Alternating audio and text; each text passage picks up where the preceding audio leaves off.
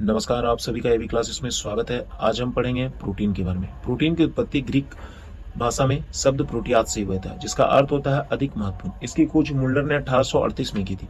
यह carbon, hydrogen, oxygen तथा nitrogen व सल्फर के यौगिक होते हैं।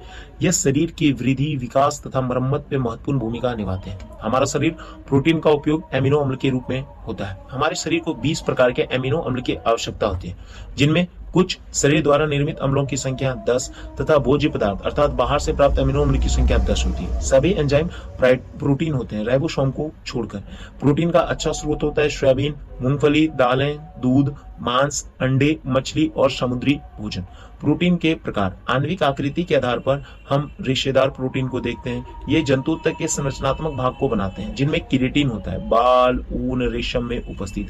मायोसिन प्रोटीन पेशियों में उपस्थित। कोलेजन प्रोटीन त्वचा में उपस्थित। अब हम पढ़ेंगे गोलिकाकार प्रोटीन। ये हमारे जीवन चक्र को नियमित करते हैं। सभी एंजाइम्स तथा हार्मोन्स इसके उदाहरण हैं। अणुओं के घटकों के आधार पर सरल प्रोटीन होते हैं। ये केवल एमिनो अम्ल से मिलकर बने होते हैं। इसके उदाहरण है कोलेजन, एल्ब्यूमिन और ग्लोब्यूलिस। अब हम पढ़ेंगे संयुग्मी प्रोटीन।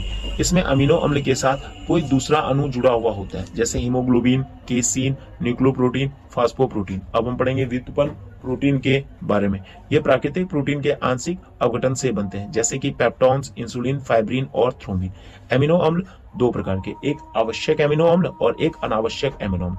आवश्यक एमिनो अम्ल जिनका संश्लेषण शरीर के द्वारा नहीं होता है तथा जो भोज्य पदार्थों से प्राप्त होते हैं, जैसे लाइसिन, ट्रिप्टोफैन, वैलिन इत्यादि। अनावश्यक एमिनो अम्ल इनका संश्लेषण हमारे शरीर के द्वारा होता है, जैसे कि ग्लूटामिन, प्रोलाइन और टायरोसिन। प्रोटीन के कार्य।